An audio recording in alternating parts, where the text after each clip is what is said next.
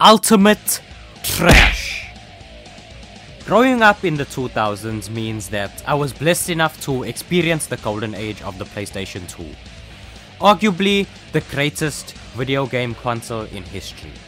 And when it came to Dragon Ball on the PS2, they knocked it out of the park by giving us the Budokai games and the Budokai Tenkaichi games. Dragon Ball Z Infinite World served as the final hurrah of Dragon Ball on the PS2, while Burst Limit was simultaneously looking to start a new era on the next generation of consoles. While Infinite World served as a great send-off for the previous generation, Burst Limit served as a more polarizing game. On one hand, it had incredible graphics, voice acting and gameplay, but it was also looked at and felt very complete.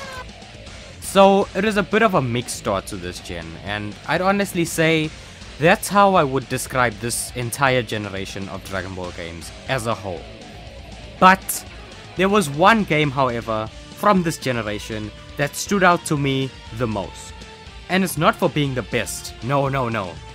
This game is one of the worst Dragon Ball games out there, and is just filled with wasted potential. A game that spits in the face of its predecessors. I am talking about the criminally named and unworthy Dragon Ball Z Ultimate Tenkaichi.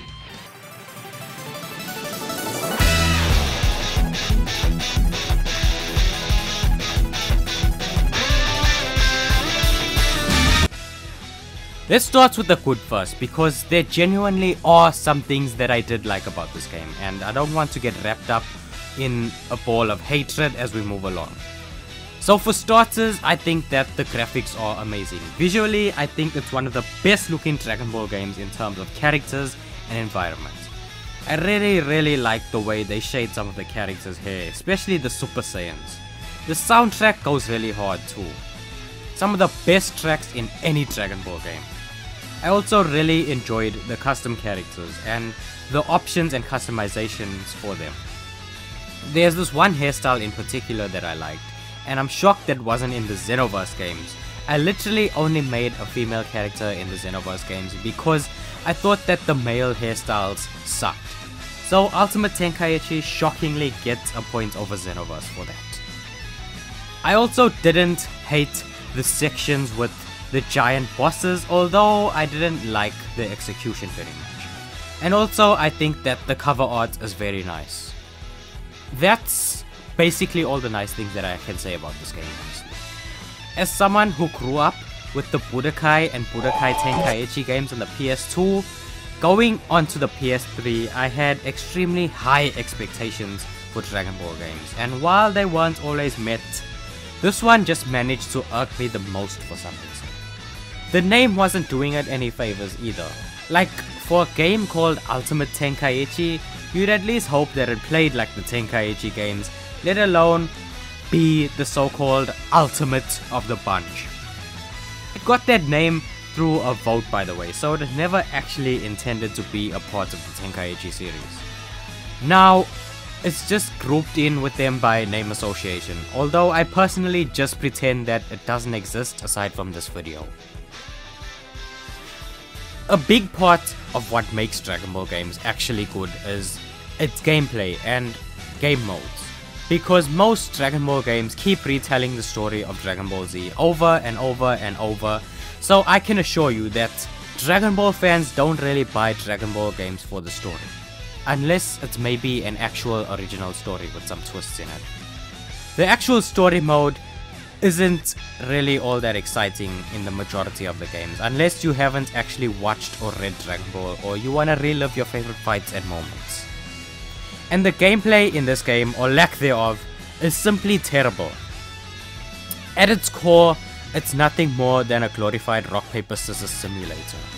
Like, for example, if I wanna launch an attack at my opponent, I'm given two options, and if my opponent presses the same button as me, then they block the attack.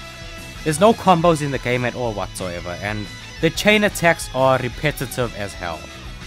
And you do have to do these to be able to super attack. It's not as easy to just charge your key and land a super.